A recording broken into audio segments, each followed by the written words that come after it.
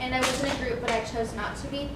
And me being Caucasian, I wanted to do something between the relationship of the Caucasian people and the African Americans.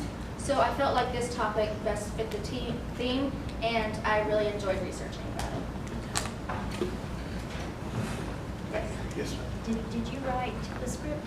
Yes, ma'am. So you did your research, and then that's an original script that you wrote, that you prepared. And Yes. because I think that maybe we don't understand that. Oh. This is not a play that somebody else wrote. Talk to them about how many resources you did, interviews, and what all background it took to get to where you are here. Okay.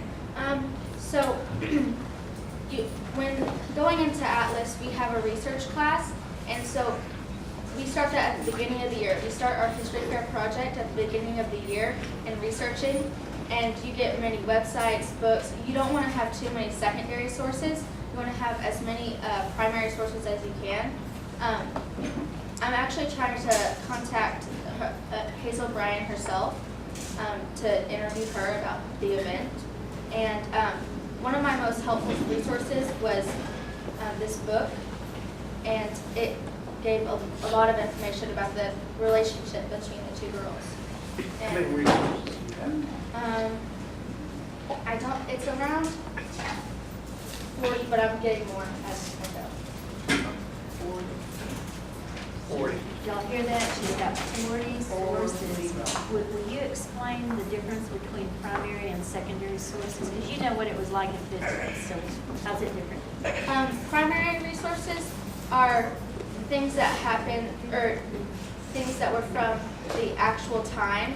So an interview with Hazel would be a primary source, and a secondary source is something that is about the topic, but it's not directly from it. So like a website explaining what, the relationship between the two girls is a secondary source.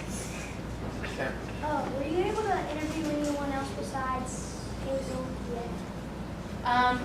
I have not, I have not interviewed anyone else, but I have watched interviews, and I'm trying to actually also get in contact with the author of the best book that I use. So basically, this is a true story. Sorry, say that again?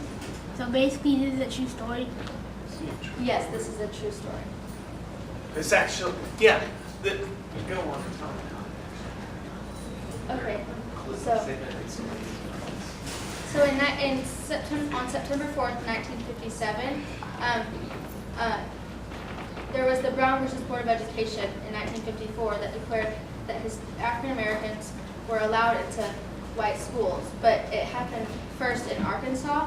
So there were 9 black students that were chosen because they were the top of their class and they made the best grades to go to Central High School.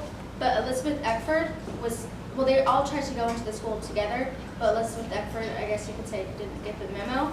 So she went into the school alone, and there was a white mob following her and chanting terrible things like I did when I was standing right here. And if you look up a picture of the Little Rock Nine, the Caucasian person in the back was Hazel Bryan, who was the person that I was trying to portray. And actually now Elizabeth has a disorder to where she doesn't want to get out of her home. She has post-traumatic stress disorder, I believe what it's called. And so she doesn't, like whenever she's interviewed, she doesn't like flashes or lights or microphones because she still takes what happened in 1957 to today.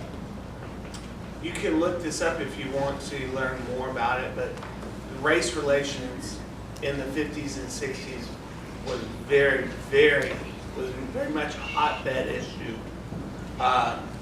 in the United States. Very, very tough issue. Last question. What were some of the types of your primary sources?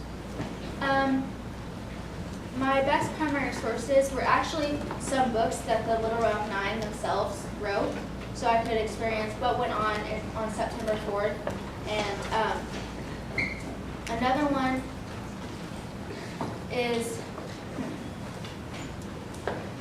The pictures are really good.